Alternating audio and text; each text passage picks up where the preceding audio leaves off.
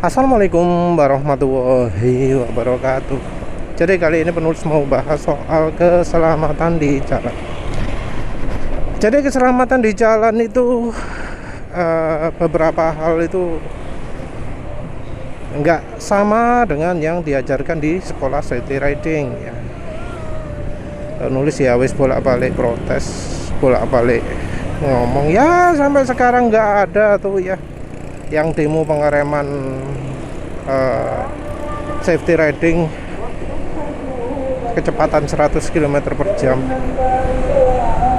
Kalau gimana caranya penulis ngerem di kecepatan 100 km per jam? Ya di beberapa video bisa dilihat lah caranya penulis gimana.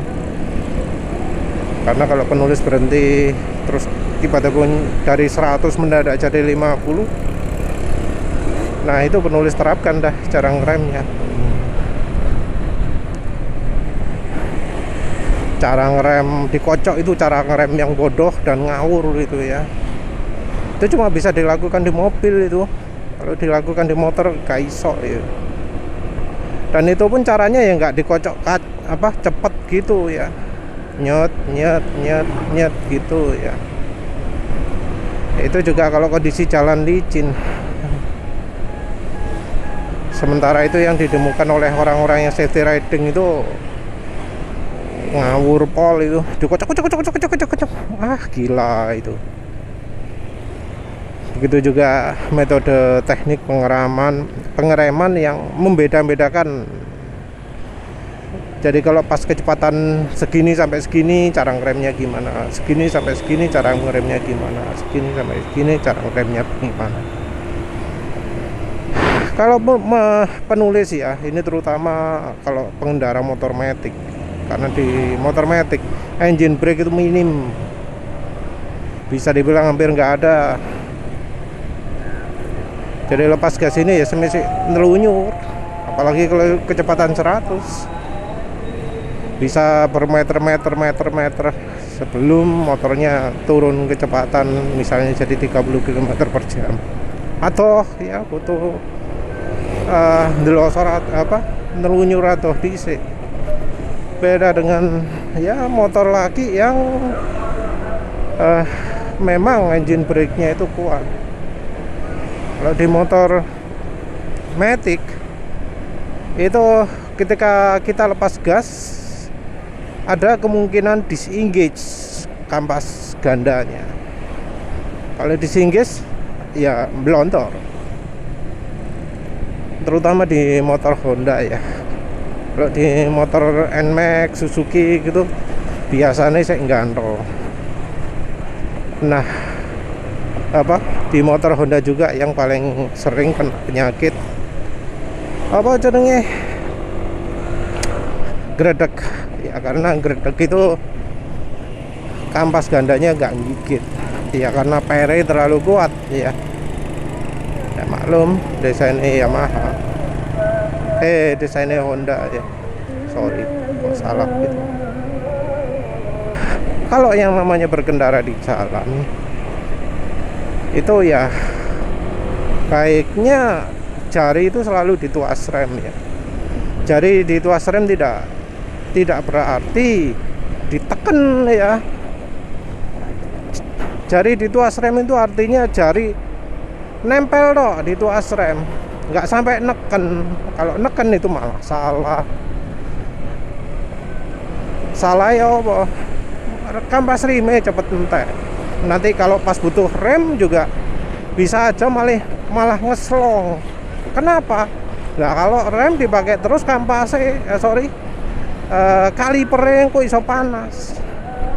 Kalipernya panas ngeslong, ngeblong rime. Jadi taruh jari di ruas rem, tapi jangan ditekan. Ya harus dibiasakan lah. Naruh tok, gak ditarik. Karena kalau ditarik ya efeknya ya malah bisa bahaya. Tapi ya di sisi lain itu termasuk ngerusak motor juga kan, karena ngadu antara kampas rem dengan beltnya, belt jadi gampang molor dan seterusnya, malah nambah masalah. Naruh jari di tuas rem itu ya sebenarnya gampang kalau dibiasakan. Kalau nggak naruh jari gimana? Bah, ya kalau memang sangat ahli ya silahkan. Tapi dari kebanyakan orang itu penulis lebih sering lihat orang yang bablas ya. Waktunya ngerem nggak bisa ngerem. Nah, menurut penulis itu gara-gara jarinya nggak ready di tuas rem, jadinya telat, reaksinya lelet. Ya wes lah, kita bahas berikutnya ya. Jadi menurut penulis emang sih penulis sering membahas soal rem itu karena apa? Karena rem itu yang jadi faktor utama untuk bisa selamat di jalan. Gimana caranya menghentikan kendaraan dengan cepat, tepat ya.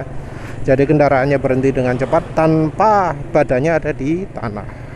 Karena ada beberapa orang yang yang penting gini, tapi waktu dibutuhkan beneran, waktu beneran butuh pakai rem delosor.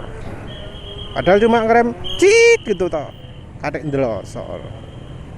Mau gimana lagi, karena acaranya itu mengharuskan untuk disambin delosor.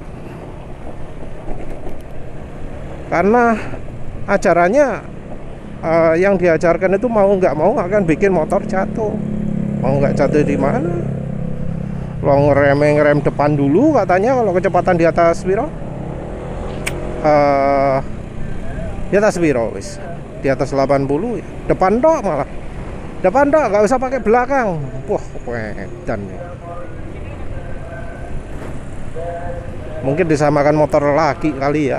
Karena engine brake, gas dilepas, itu gak ono engine brake kayak motor matic. Motor laki aja kalau giginya gigi rendah, ya melontor. Karena rime, karena engine brake kalau pakai pakai gigi tinggi, pakai RPM rendah. Kecepatan 100 RPM rendah kan bisa aja ya kalau misalnya motornya di atas 400 cc. Jadi rem itu faktor utama. Kalau caranya penulis ya rem belakang dulu, kira-kira setengah detik atau 1 detik. Ya biasanya saya setengah detik ya. Kalau setengah detik itu di kondisi jalannya basah, ya, licin ya, dicicil rem belakangnya biar nggak jatuh. Nah kalau itu kan prosesnya butuh waktu lama. Tapi kalau di jalan kering setengah detikan lah, setengah detik jerek, terus baru rem depan gitu. Jadi misalnya gini, rem belakang, rem depan. Ketika pakai rem depan, kalau masih sempat multitasking, masih sempat berpikir lagi, tekanan rem belakang dikurangi. Kalau masih sempat mikir, lewes gak sempat wis jarno rem belakang, atur aja kekuatan rem depan sehingga pengereman bisa maksimal. Kalau perlu sampai ban depan bunyi cicit gitu ya. Kalau rem belakang sudah dipakai, pakai rem depan itu akan lebih mantap. Kemungkinan delosor itu kecil kalau rem belakang itu sudah kepakai. Nah itu ya andalannya.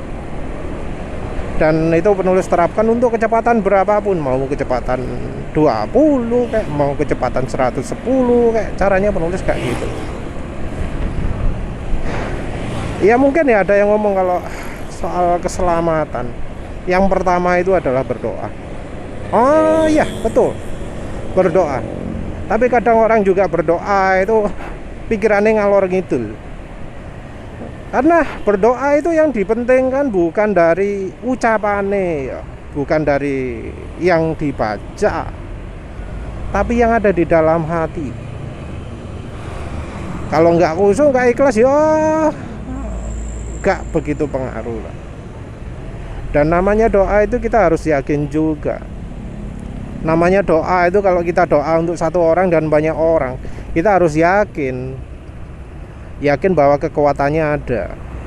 Tapi tentu ya, namanya doa itu sifatnya hanya sedikit mengubah, enggak 100%.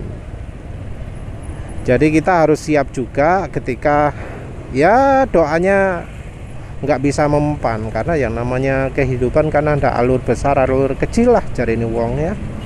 Nah, doa itu hanya sedikit mengarahkan, jadi ya dari kemungkinannya fatal jadi nggak fatal gitu ya. Dari asalnya nabraknya kok gini jadi nggak begitu, dari asalnya harus operasi jadi nggak butuh operasi, kira-kira kayak gitulah ya. Ya doa itu penting, tapi tetap kita harus melakukan pencegahan yang lain-lain. Dari pengalaman penulis naik motor dan jatuh, yang paling sering luka itu ya emang kaki, tangan, lengan.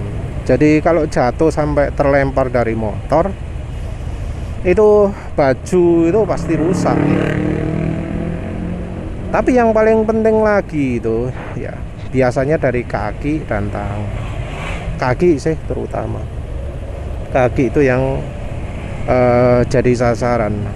Jadi kalau naik motor pakai sandal, wah itu paling riskan ya.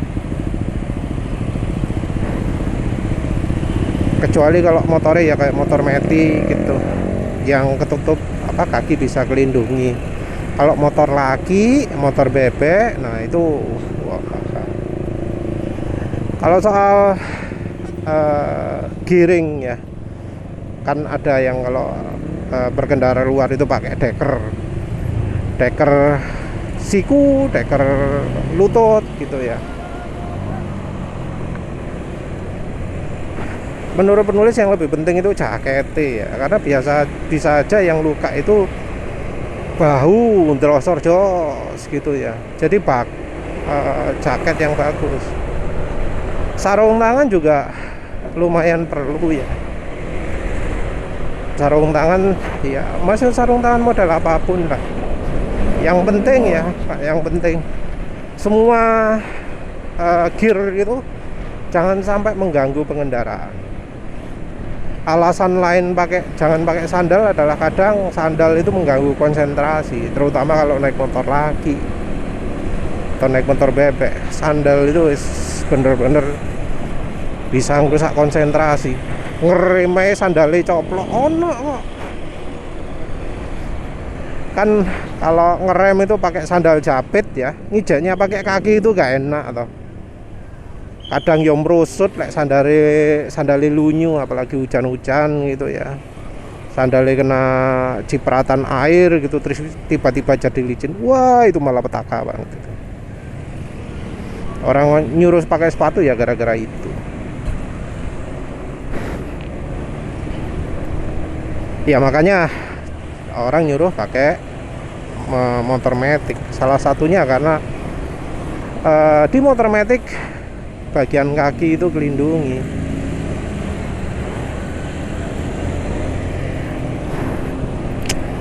Selain pengereman, yang biasa dibutuhkan juga adalah pengendalian. Kalau pengendalian itu yang terutama dibutuhkan adalah tahu karakter motornya gimana. Karena ada ya orang yang mungkin kebiasaan naik motor Honda, terus begitu naik motor Suzuki bingung, nggak bisa gitu, serasa gimana gitu ya, nggak bisa mengendalikan, nggak cocok gitu. Atau ada yang sebaliknya, kebiasaan Suzuki terus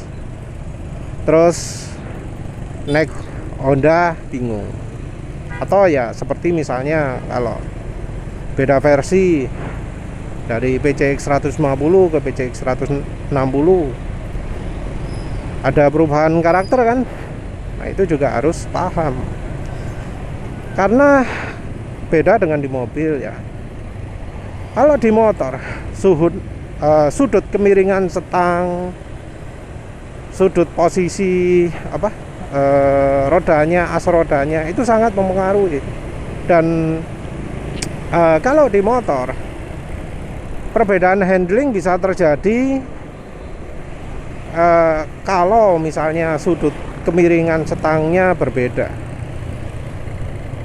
atau dari sisi poros rodanya itu di depan atau di belakangnya garpunya itu bisa membuat handling berbeda.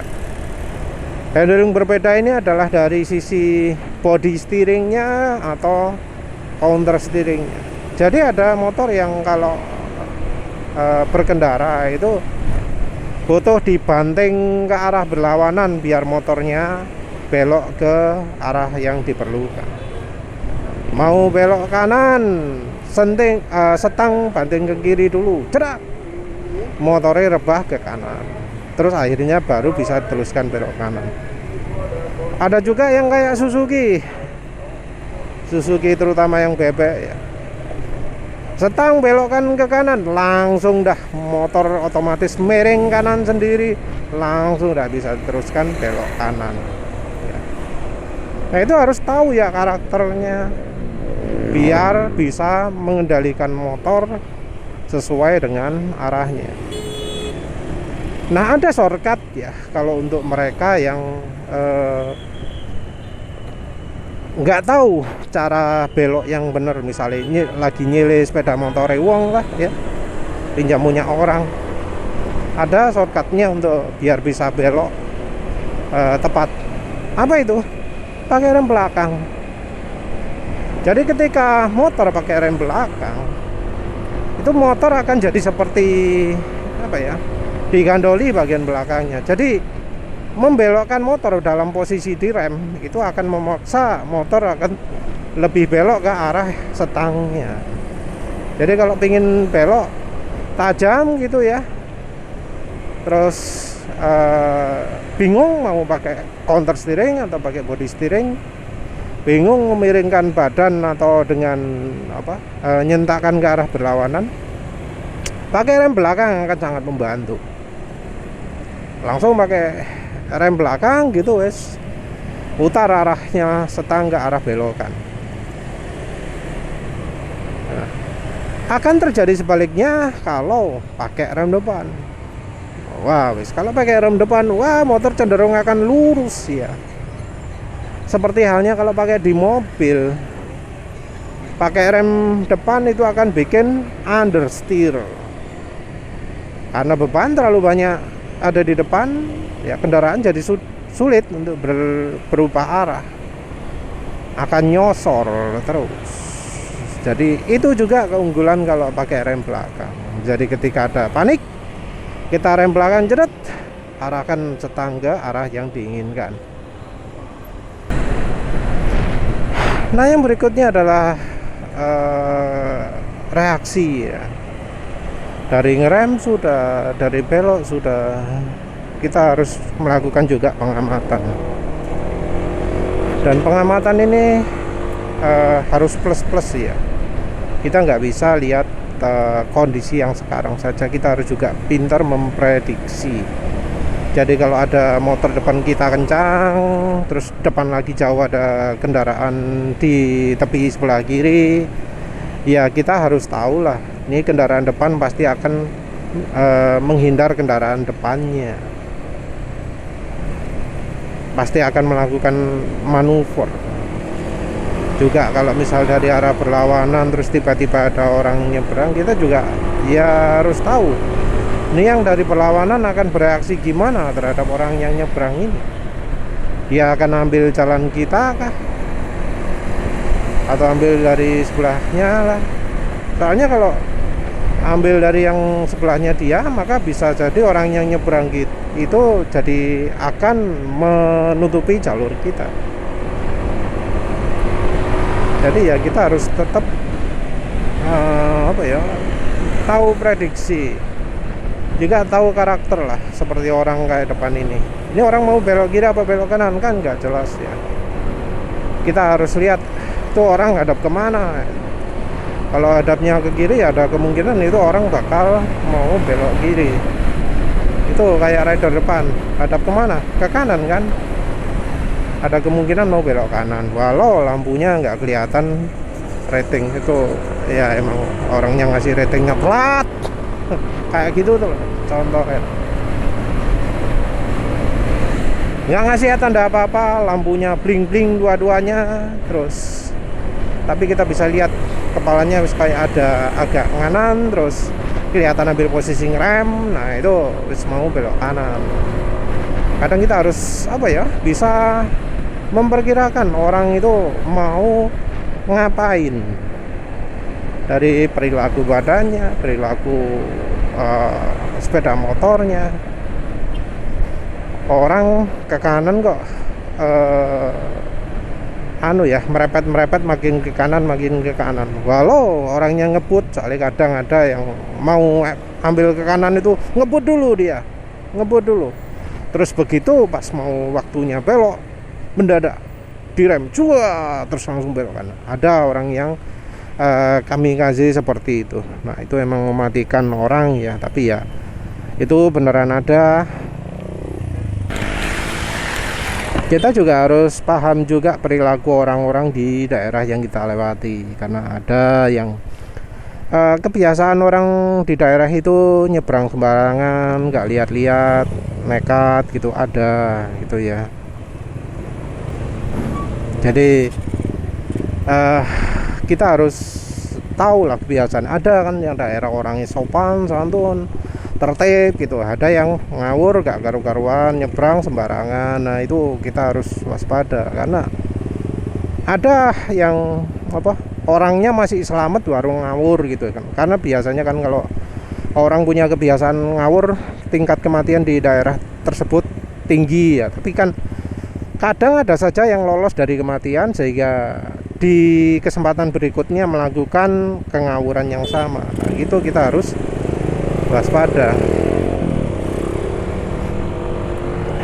juga ya. Contoh lampu merah gini, banyak orang yang ambil posisi paling depan, tapi tujuannya adalah untuk menghalangi orang lain. Nah kalau seperti itu ya kita ya harus waspada juga. Ada ya orang tiba-tiba ambil posisi nyebrang gitu ya, tahu-tahu nyebrang gitu ya, tanpa lihat belakang kiri kanan. Itu ya juga biasanya sudah menunjukkan tanda-tanda lah ya. Walau ada juga orang yang ambil keputusannya telat. Nah kalau ini wis nggak bisa ya kita apa-apakan. Orang yang tahu-tahu di tengah jalan, oh iya lali, langsung belok serat gitu. Kalau gitu ya ya itu pentingnya doa ya. Berdoa moga-moga kita nggak nemu orang-orang seperti itu di jalan. Ya namanya doa juga ya, kembali lagi tadi ya, waktu baca jangan dari rutinitasnya aja. Kita harus benar-benar niatan minta selamat. Apa maneh, kebanyakan seperti itu ya. Penulis sendiri dulu itu sering jatuh karena cara ngeremnya salah. 1,